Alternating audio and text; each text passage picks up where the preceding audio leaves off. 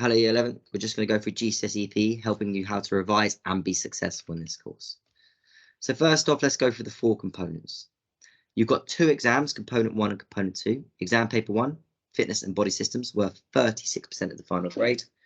Component 2, in exam paper 2, okay, health and performance, a separate exam, two separate exams, worth 24%. In total, those two exams sat usually in the first week of the exam period, or the first couple of weeks of the exam period, worth 60%. Your practical performance, which we're well underway with now, worth 30% of your final grade, your team, your individual, and your other team or individual sport. They should be selected by now. We should know exactly what we're going with, and we're just trying to make those marginal improvements on them now before moderation. And then your personal exercise program, which should be finished by now. So that's in our rear view mirror, and that was worth 10% of your final grade. Let's look at the exams then. That's the main thing we're going to focus on over the next couple of minutes. Fitness and body systems exam, 1 hour and 45 minutes, 36% of your final grade.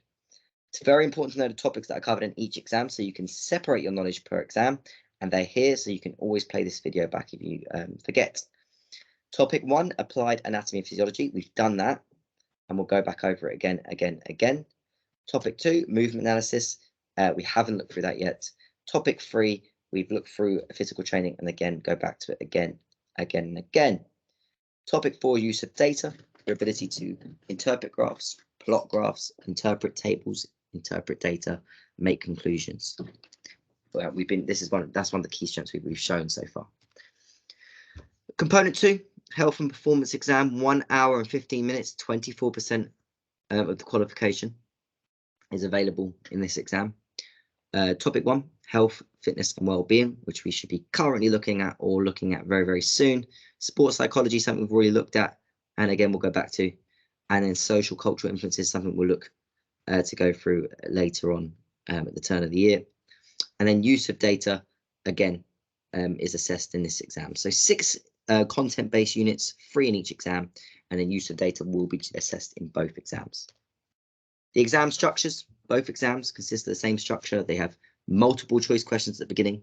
Then they have short answer questions between 1 and 6 marks for the rest of the paper until then you reach the end of the paper. And both papers end with 2 9-mark questions. Let's go through our strategy quickly then. I'm going to put it on video. It's there then on demand whenever you need it. Okay. Our strategy is that you get 100% correct in your multiple choice questions. You do not drop any marks in the multiple choice questions. So important to get 100% in these questions. And then you're aiming for 3 out of every 4 marks minimum. 3 out of every 4 marks minimum in the short answer questions. And then 9 markers, you give it your best shot and you walk away with no less than 6 marks in each one. That's our aim. That's our key to success. Now, I've said this to you before and I'll say it again. Sports teams, whether they're the underdog or the favourite, will go into a sporting competition or event with a strategy. Things will then happen once the activity happens that will change that strategy or change the preparation. But it doesn't change the fact, Year 11, that they go into that event with a strategy. And our strategy is 100% correct answers on the multiple choice, 75% plus.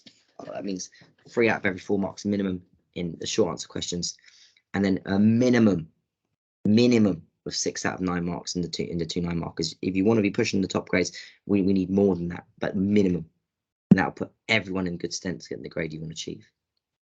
That's our preparation. That's our plan.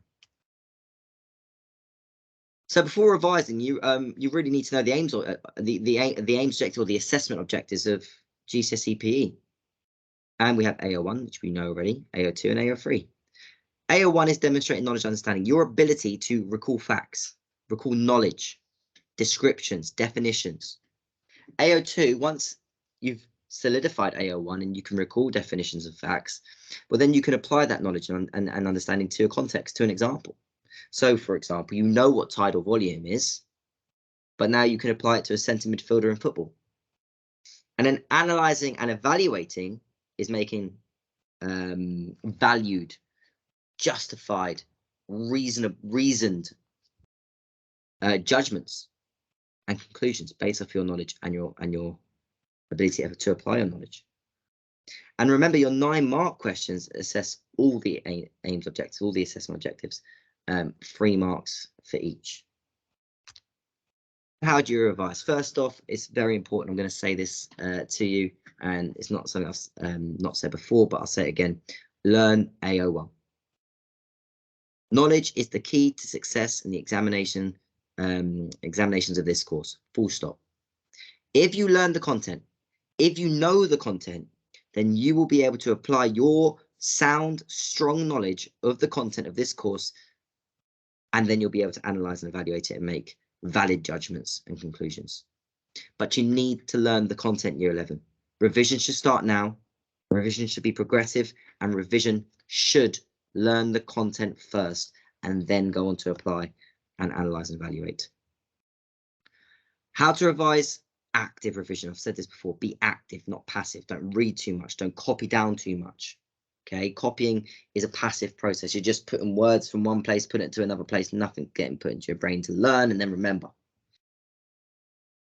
Revise from memory where possible. What do you know? Can you put that down on paper and formulate it? Because exams isn't just about knowing it, it's about how applying what you know to questions.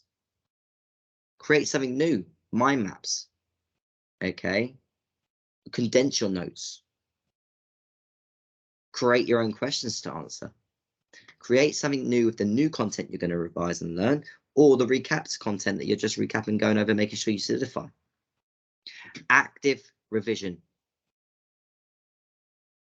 It's also very important to answer questions in exam conditions during revision. A football team during pre-season will train and then complete friendly matches before they start, let's say, the Premier League.